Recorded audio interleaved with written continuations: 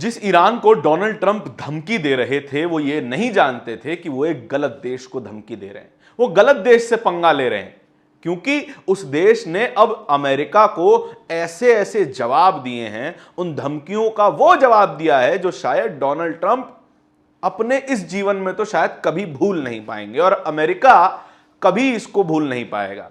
जैसा retaliation Iran ने इस वक्त किया है अमेरिका की उन तमाम धमकियों पर जो डोनाल्ड ट्रंप ने इस युद्ध में दी हैं ईरान को, वो तमाम धमकियां खुद डोनाल्ड ट्रंप, उसकी आर्मी और अमेरिका की अर्थव्यवस्था पर भारी पड़ा है। जो दो पिलर थे अमेरिका की पूरी अर्थव्यवस्था के, वो दोनों पिलर लगभग चरमराते हुए दिखाई दे रहे हैं। वो दो पिलर कौन से थे? पहला अमेरिका की तकनीक, उसकी टेक्नोलॉजी, और दूसरा अमेरिका के हथियार। ये दोनों ही पिलर्स पर ईरान ने ऐसा हमला किया है जो कि कभी अमेरिका भूल नहीं पाएगा। और उसके साथ साथ जो इसको फंड करता था, वो अमेरिका का तेल का व्यापार, अमेरिका की रिफाइनरीज, अमेरिका का पेट्रो डॉलर, उसकी भी जो वैल्यू है उसको बर्बाद करने का काम लगातार ईरान कर रहा है। ऐसे हमले कर रहा है जो कि मिडिल ईस्ट में शायद इससे पहले कभी देखे ही नहीं गए थे।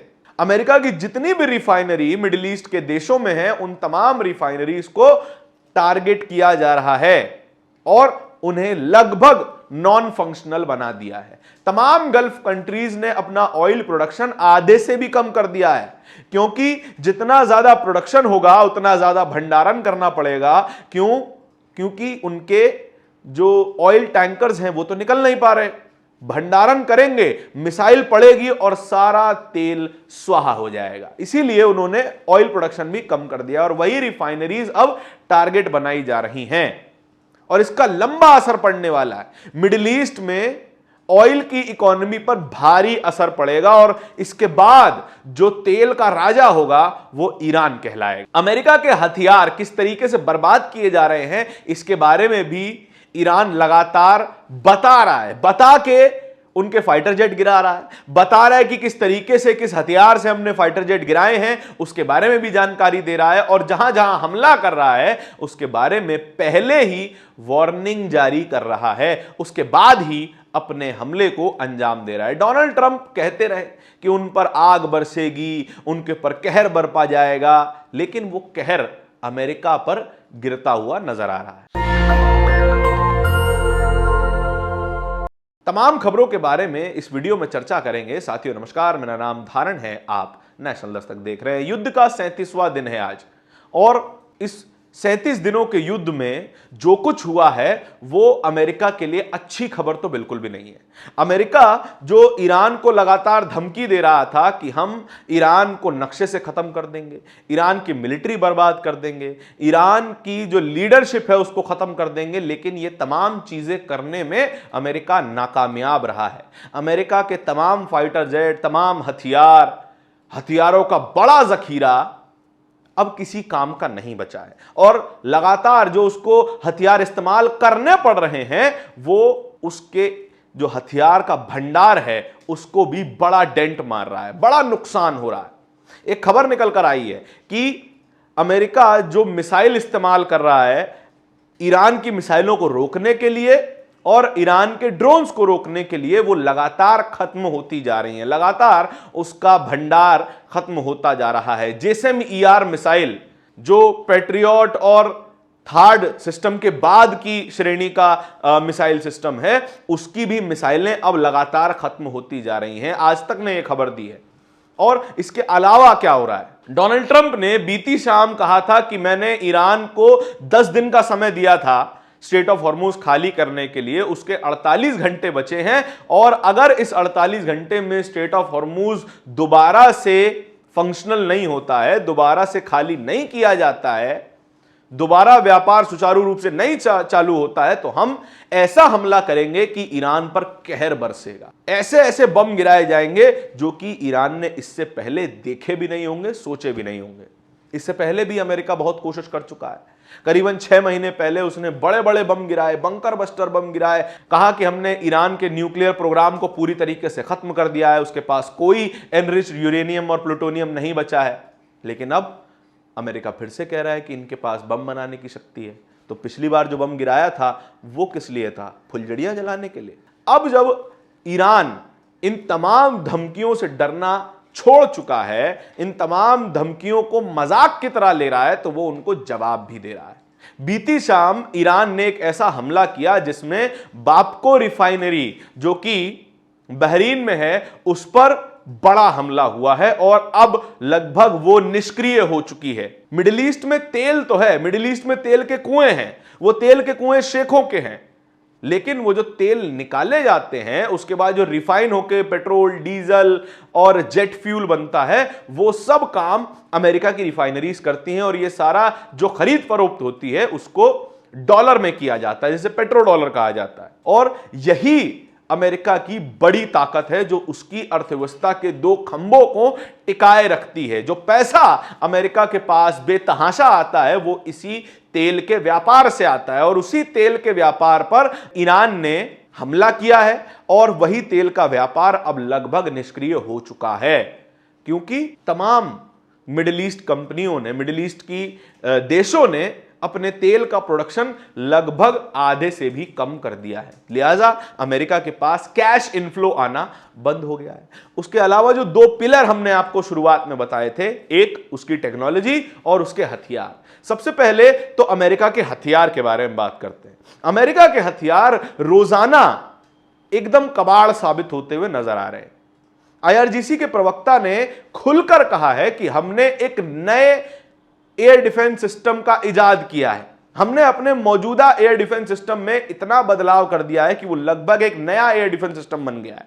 हम पहले रेडार का इस्तेमाल करते थे, ईरान पहले रेडार का इस्तेमाल करता था मिसाइल को गाइड करने के लिए कि जो भी आसमान में फाइटर जेट उड़ रहा है उसे टारगेट किया जाए रेडार वेव से और उसे तबाह किया जाए। लेकिन अब उन्हीं फाइटर जेट को खत्म करने के लिए वो IR सीकर इस्तेमाल कर रहा है, उसके अलावा वो हीट सीकर इस्तेमाल कर रहा है और अब अमेरिका के एक के बाद एक फाइटर जेट गिरने शुरू हो चुके हैं। अमेरिका कोई ऐसा फाइटर जेट नहीं है F-22 रैप्टर को छोड़ के जो अभी तक जमींदोज ना किया गया हो। F-35, F-16, F-15, A-10 ये तमाम एयरक्राफ्ट जो अमेरिका को, जिन पे गर्व था, जिन पर अमेरिका को घमंड था कि इन्हें कोई छू नहीं सकता है, अब उन्हें छुआ भी जा रहा है, उन्हें खरोंचा भी जा रहा है और अब उन्हें चील कबूतरों की तरह मारकर गिराया भी जा रहा है। और ईरान खुल के बता रहा है कि हमने किस किस तरीके से इन तमाम फाइटर जेट्स को बर्बाद किया है। अगर ईरान कर सकता है तो क्या चाइना नहीं कर सकता? क्या रशिया नहीं कर सकता? यह बिल्कुल किया जा सकता है। और अब अमेरिका के हथियारों की वैल्यू लगभग शून्य हो चुकी है पूरी दुनिया में।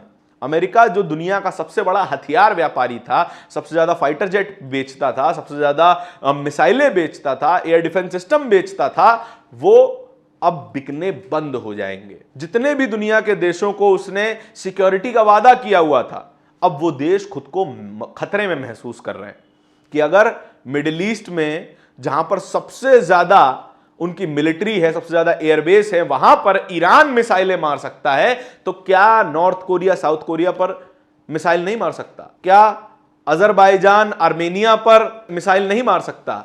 इस बात का डर अब हर देश को सताने लगा है जो अमेरिका के भरोसे बैठे हुए थे, अमेरिका के साथ व्यापार करते थे, अमेरिका के साथ रक्षा व्यापार करते थे। पाकिस्तान को भी डर लगने लगा है जो अमेरिका का पिछलग्गू बनने की पूरी कोशिश कर रहा है, जिसके पास अमेरिका के F-16 फाइटर जेट हैं, जो कि सबसे एडवांस फाइटर जेट है अमेरिका का, वो तो किसी काम का नहीं बचा है ईरान के युद्ध में। तो फिर सोचिए उसका हाल भारत के खिलाफ क्या होगा। अब उन तमाम देशों में खौफ है। यह तो बात हुई उसकी वेपन इंडस्ट्री की। उसके बाद अमेरिका की टेक इंडस्ट्री, उसकी तकनीक, जितने भी बड़े बड़े ग्लोबल टेक जायंट्स हैं, उन पर भी अब खतरे के बादल मंडराने लगे हैं, क्योंकि ईरान ने कई बार कहा है कि हम अमेरिका की उन तमाम कंपनियों पर हमला करेंगे जो अमेरिका के लिए काम करती हैं, मिडिल ईस्ट में जिनका ऑफिस है, जिनके डेटा सेंटर हैं, क्लाउड कंप्यूटिंग यूनिट है, उन सभी को हम बर्बाद करेंगे। उनमें कौन कौन सी कंपनियां हैं? इलॉन मस्क की स्टारलिंक, मार्क जकरबर्ग की मेटा और स्टीव जॉब्स की एप्पल, ये तमाम कंपनियां अब खतरे के साए में हैं।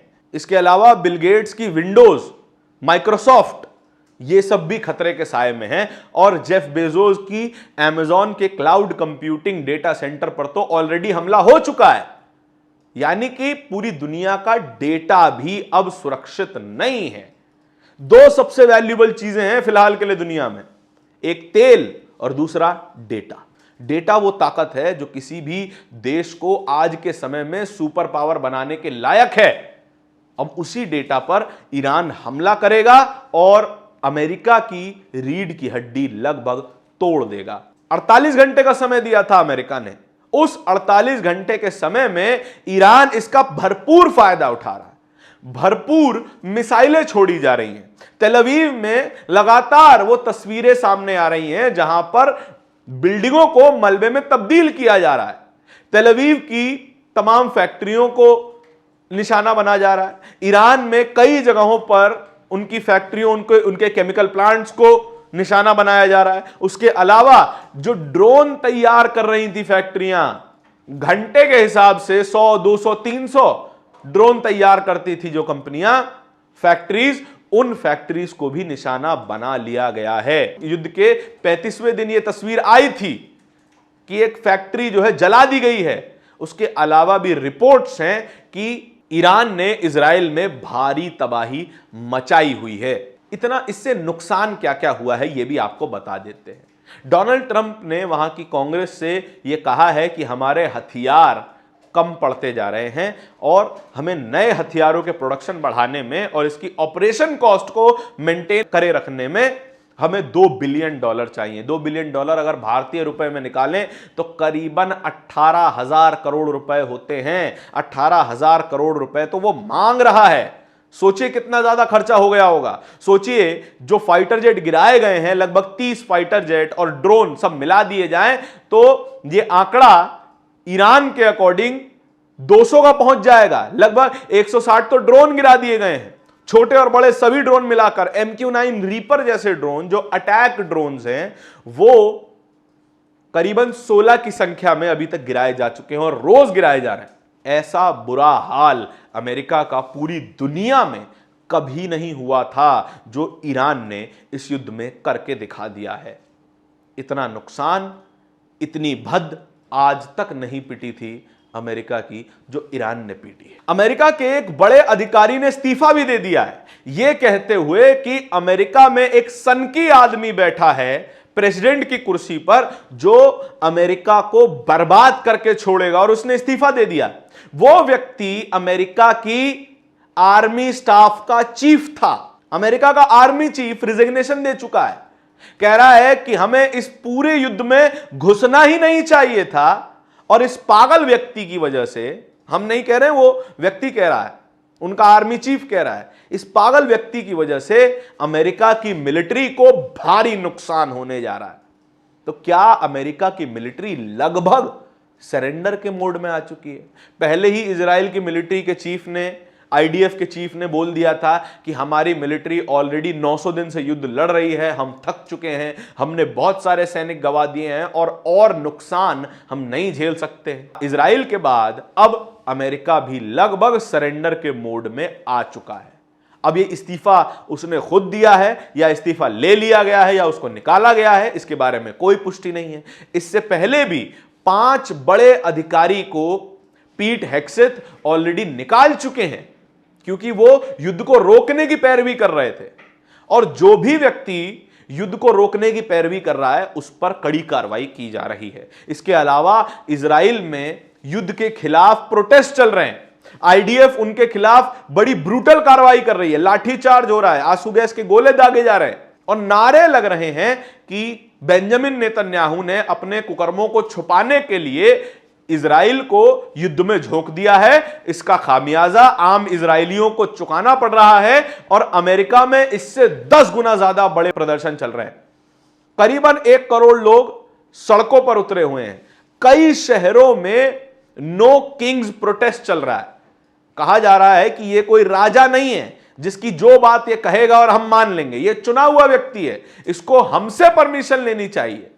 और इस युद्ध के लिए डोनाल्ड ट्रंप ने ना तो वहां की सेनेट से परमिशन ली, ना तो वहां की कांग्रेस से परमिशन ली, केवल अपने एकाधिकार का इस्तेमाल करते हुए पूरे अमेरिका को, पूरी अमेरिकन मिलिट्री को युद्ध में झोंक दिया। पूरी खबर के बारे में आपके क्या विचार हैं कमेंट सेक्शन में बताइएगा जरूर। इस तरह की और भी खबरों को देखते रहने के लिए नेशनल दस्तक को सब्सक्राइब जरूर कीजिएगा। बहुत बहुत शुक्रिया। नेशनल दस्तक की आपसे गुजारिश है कि अगर इसको बचाना चाहते हैं तो नेशनल दस्तक को सब्सक्राइब करने के लिए रेड कलर के सब्सक्राइब बटन को दबाएं, फिर बेल आइकन की घंटी दबाएं। नेशनल दस्तक को बचाने के लिए बहुत जरूरी है कि हर खबर को शेयर करें, लाइक करें, कमेंट जरूर करें।